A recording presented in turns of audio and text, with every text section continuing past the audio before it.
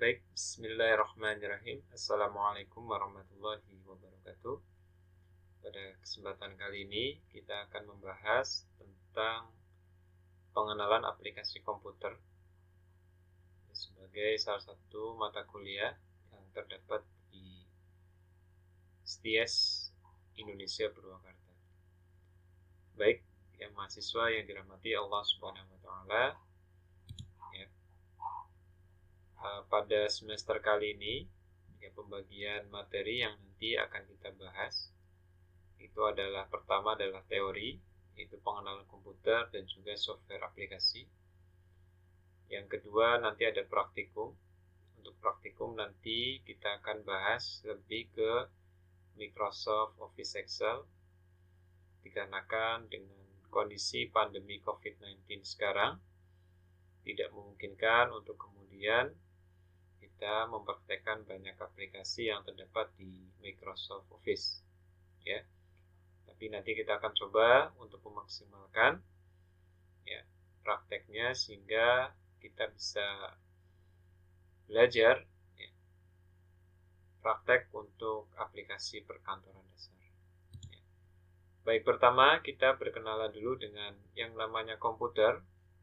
Komputer itu dapat kita definisikan sebagai suatu alat elektronik yang kemudian dia dapat menerima masukan inputan data, juga mengolahnya, melakukan pengolahan data, serta menghasilkan output berupa informasi dengan menggunakan program yang tersimpan di dalam memori komputer, juga dapat menyimpan program dan hasil pengolahannya, serta tentu saja bekerja secara otomatis. Ya. Jadi dari sini kita dapat menyimpulkan apa itu definisi komputer. Komputer itu adalah alat elektronik yang menerima inputan data, juga pengolahnya, serta dapat menghasilkan informasi dengan menggunakan suatu program yang tersimpan di memori komputer, kemudian dapat bekerja secara otomatis. Maka dari sini kita nanti dapat membedakan mana perangkat yang termasuk ke dalam kategori komputer dan mana perangkat yang bukan termasuk kategori komputer.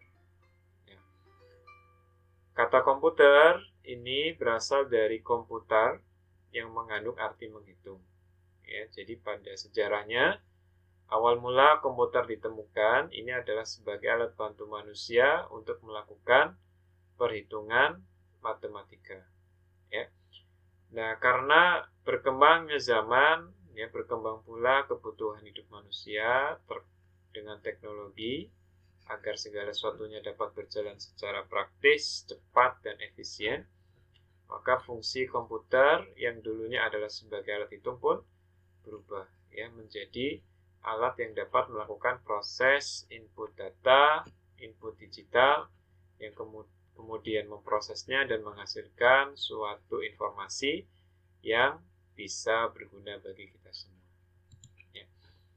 Nah, komputer ini diklasifikasikan menjadi banyak jenisnya. Pertama dari data atau sinyal masukan. Pertama ada komputer analog, kemudian komputer digital dan juga komputer hybrid. Sedangkan berdasarkan kapasitas dan ukuran, maka dapat kita bedakan ada komputer mikro, komputer kecil yang digunakan untuk ukuran individu, contohnya yang biasa kita gunakan, ada PC, personal komputer, notebook, PDA, dan lain-lain.